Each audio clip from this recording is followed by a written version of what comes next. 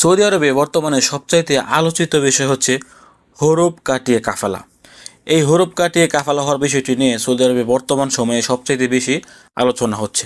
আপনাদের এই আলোচনাগুলি সৌদি সরকারের কানেও গিয়েছে বা সৌদি মন্ত্রণালয়ের কানেও গেছে। এই জন্য তারা এই হরফের বিষয় নিয়ে একটি আপডেট আমাদেরকে জানিয়ে দিয়েছেন। আপনারা স্ক্রিনে তাদের আপডেটটি দেখতে পাচ্ছেন।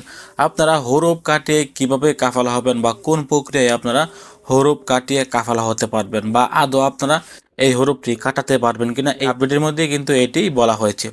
তো আজকের এই ভিডিওটি দেখলে যে সকল দালালরা আপনাদের কাছ থেকে হরফ কাটিয়ে দেওয়ার নাম করে টাকা খেত, তাদের টাকা খাওয়া বা তাদের দান্দা একেবারে বন্ধ হয়ে যাবে। আমি গ্যারান্টি দিয়ে বলতে পারবো যদি আপনারা এই ভিডিওটি শেয়ার করেন। অনেকে আছেন বর্তমানে যারা হরফপ্রাপ্ত প্রবাসীরা আছেন, তাদের সরলতার সুযোগ নিয়ে তারা ফায়দা লুটছে। তাদেরকে হরফ কাটিয়ে কাফালা করে দিবেন এই সকল কথা বলে কিন্তু তাদের কাছ থেকে টাকা নিয়ে তারা তাদেরকে ব্লক করে দিচ্ছেন, পরে তাদেরকে আর হরফটি কাটিয়ে দিচ্ছেন না।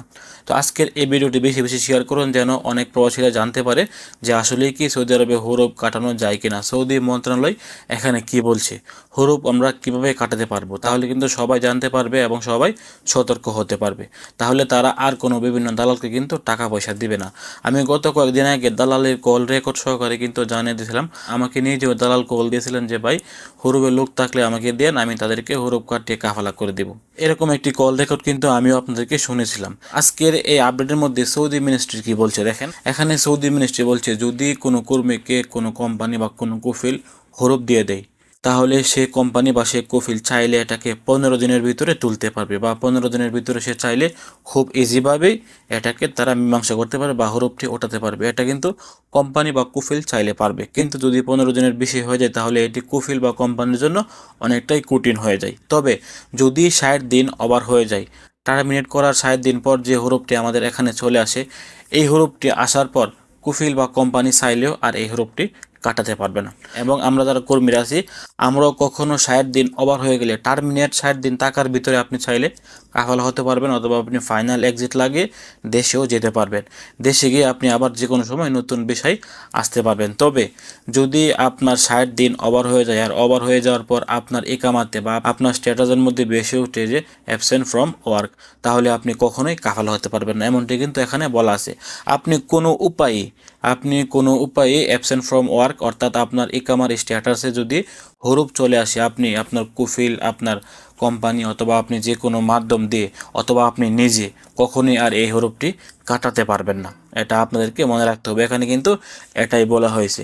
তো সৌদি মন্ত্রণালয় এই বিষয়টি নিয়ে অতিরিক্ত আলোচনা হওয়ার কারণে কিন্তু তারা নিজেরাই ঘোষণা করে দিয়েছেন বা তারা নিজেরাই কিন্তু বিজ্ঞপ্তি প্রকাশ করে আমাদেরকে জানিয়ে দিয়েছেন যে যারা বর্তমানে হরফপ্রাপ্ত কর্মীরা সৌদি আরবে আসে, যারা নতুন হরফ, তারা কখনোই তাদের এই হরফটি কাটাতে পারবে না বা কাটিয়ে কাফালা হতে পারবে না বা বৈধ হতে পারবে না। আশা করছি আপনারা একদম ক্লিয়ার হয়ে গেছেন। যে জায়গায় সৌদি মিনিস্ট্রি বা সৌদি মন্ত্রণালয় নিজেরাই বলছে যে হরফ কাটিয়ে কাফালা হওয়া যায় না, সেই জায়গায় আমরা আর অন্য কোনো ব্যক্তিকে হরফ কাটানোর জন্য টাকা দিব না। তো ভিডিওটি অনেক গুরুত্বপূর্ণ একটি ভিডিওটি সর্বোচ্চ শেয়ার করবেন যেন কোনো প্রবাসীর কাছ থেকে কোনো দালালরা হরফ কাটানোর নাম বলে টাকা পয়সা না নিতে পারে।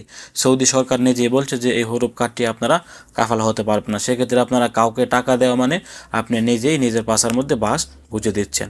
ভালো থাকুন, সুস্থ থাকুন, দূরপ্রবাসীর সঙ্গে থাকুন। যদি আপনি আমাদের ইউটিউব চ্যানেলে একদমই নতুন হয়ে থাকেন, অবশ্যই আমাদের চ্যানেলটি সাবস্ক্রাইব করে আমাদের ফ্যামিলির নতুন একজন সদস্য হয়ে যাবেন। আসসালামু আলাইকুম।